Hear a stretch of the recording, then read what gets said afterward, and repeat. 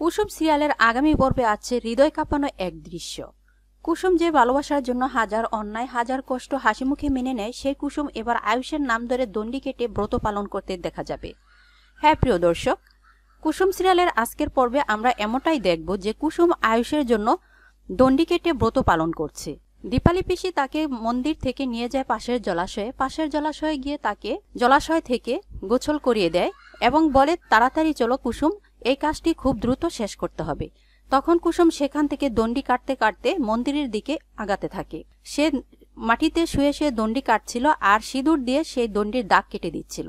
এতে করে দণ্ডি কাটতে কাটতে কুসুম খুব ক্লান্ত হয়ে যায় এবং সে চোখে মুখে অন্ধকার দেখতে থাকে এবং সে আয়ুষকে নিয়ে বিভিন্ন জল্পনা কল্পনা করতে থাকে। কখনো সে দেখতে পায় যে আয়ুষ তার সামনে এসে দাঁড়িয়েছে এবং তাকে জল পান করতে বলছে। দীপালি পিসি যখন তার শরীর জাকিয়ে বলে কি হয়েছে কুসুম, তখন কুসুম বুঝতে পারে যে এগুলো শুধুই তার কল্পনা ছিল। আর অন্যদিকে গুরুদেব মন্দিরে বলছে যে এই ব্রত তো ইন্দ্রাণীর একা পালন করলে হবে না, ওর কাছের লোককে দণ্ডি কেটে ব্রত পালন করতে হবে। আমার মনে হচ্ছে এই কাজটিও কেউ একজন করছে।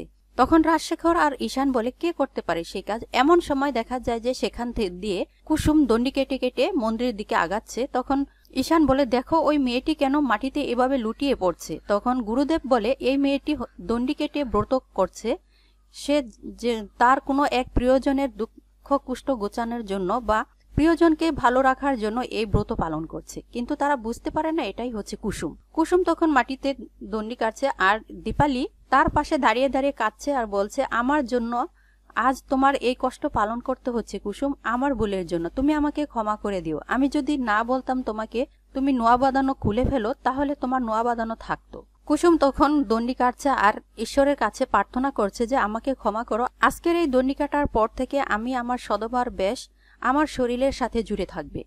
আয়ুষের নামে সিঁথির সিঁদুর আমার অক্ষয় রাখুন হে ঠাকুর। এই বলতে বলতে সে দণ্ডি কাটতে কাটতে মন্দিরের সামনে চলে যায়। আর তখনই দেখে আয়ুষ তার জন্য এক বোতল জল নিয়ে সামনে আসে আর বলছে এ কি করছো কুসুম তুমি মাটিতে শুয়ে শুয়ে। তখন কুসুম লাফ দিয়ে দাঁড়িয়ে যায় এবং বলে ছোট সাহেব আপনি ভালো হয়ে গিয়েছেন। আয়ুষ বলে হ্যাঁ আমি তো ভালো হয়ে গেছি, তবে তুমি এরকম করছে কেন।